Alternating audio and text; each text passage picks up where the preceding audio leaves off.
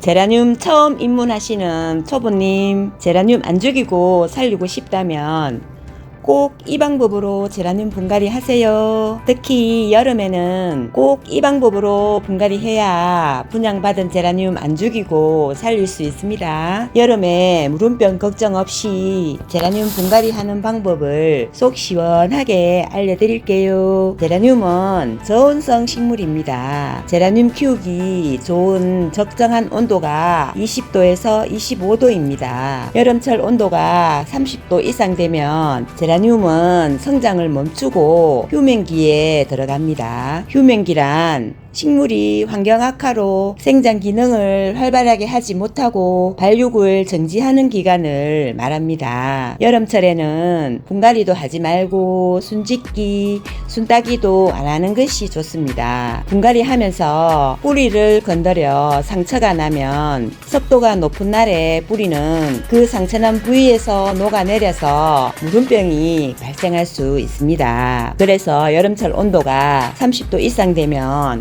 분갈이와 순따기는 하지 않는 것이 좋습니다. 내 집의 낮의 온도가 30도 이하로 계속 되는 날이 많아지고 밤의 온도가 20도 이하로 되는 날이 많아지면 분갈이 해도 됩니다. 내 집 밤 온도가 26도 이상일 때 분갈이 하면 뿌리는 활동을 하지 못하기 때문에 분갈이와 순따기는 하지 마세요. 뿌리가 활동도 못하는 휴면기에 분갈이나 순따기를 해주면 줄기 무름병이 생겨서 줄기가 까맣게 썩을 수 있습니다. 온도가 30도 이상 올라가는 날부터 8월 중순까지는 분갈이 하지 말고 물도 조금씩 줍니다. 온도도 높은데 한꺼번에 물을 많이 주면 웃자람으로 최대한 양을 줄여서 주시는 것이 좋고요. 물 주는 간격도 더 늘려서 주는 것이 좋습니다. 예쁜 화분에 키우고 싶거나 토분에 키우고 싶은 꽃님은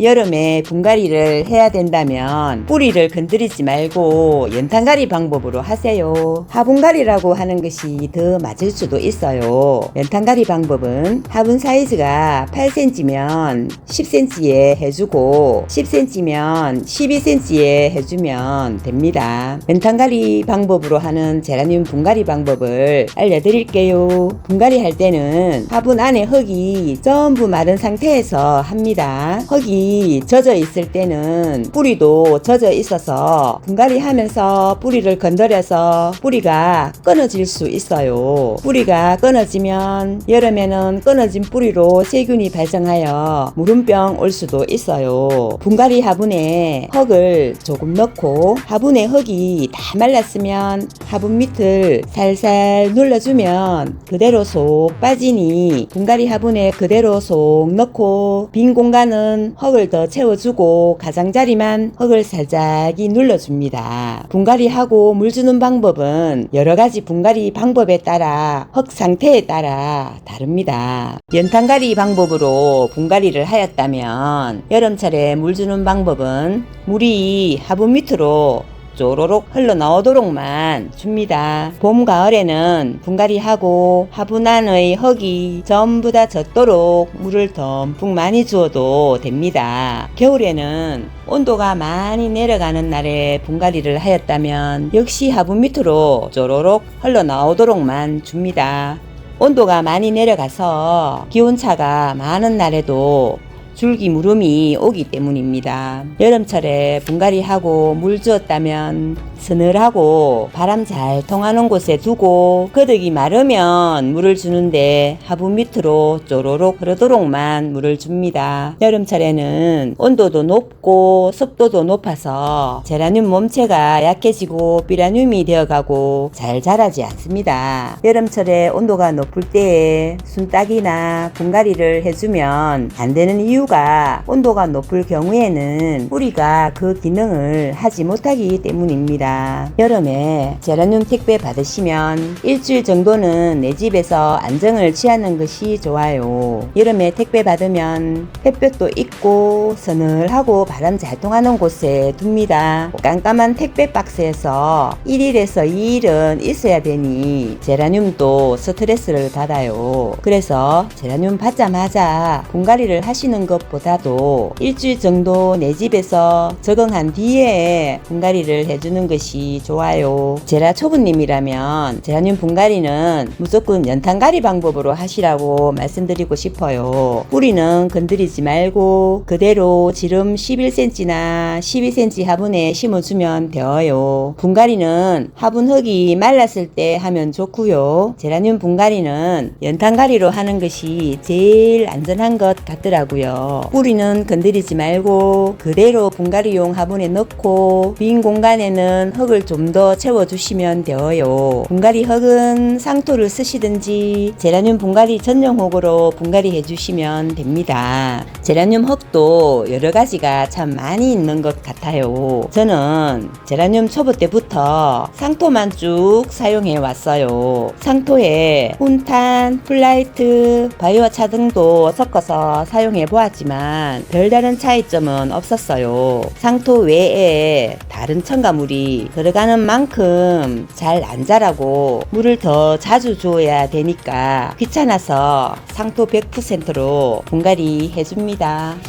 상토 성분은 다 거기서 거기고 별다른 차이가 없어요. 그냥 구하기 쉬운 상토로 쓰면 됩니다. 여름에는 비료 성분이 적게 들어가 있는 상토를 쓰면 됩니다. 저는 베란다 가드닝 3년이고 농장에서 3년째 여름을 맞이하고 있어요. 농장에서는 이번 여름에 4가지 흙으로 테스트를 하고 있어요. 첫 번째 상토 100% 흙, 두 번째 피토모스 7 플라이트 3으로 섞은 흙, 세 번째 거목산업사 판매 분홍이 개발한 코코피트가 함유된 제라늄 분갈이 전용 흙, 네 번째 거목산업사 판매 분홍이 개발한 피토모스가 함유된 제라늄 분갈이 전용 흙은 저 포함 꽃님들이 테스트하고 있는 것으로 알고 있어요. 피토모스가 함유된 제라늄 분갈이 전용 흙이 저 개인적으로는 좋아요. 코코피트가 함유된 흙보다도 물마름이 느려서 좋고 피토모스 성분이 들어가 있어서 여름 무름 걱정 없이 잘 날 수 있을 것 같기도 해요.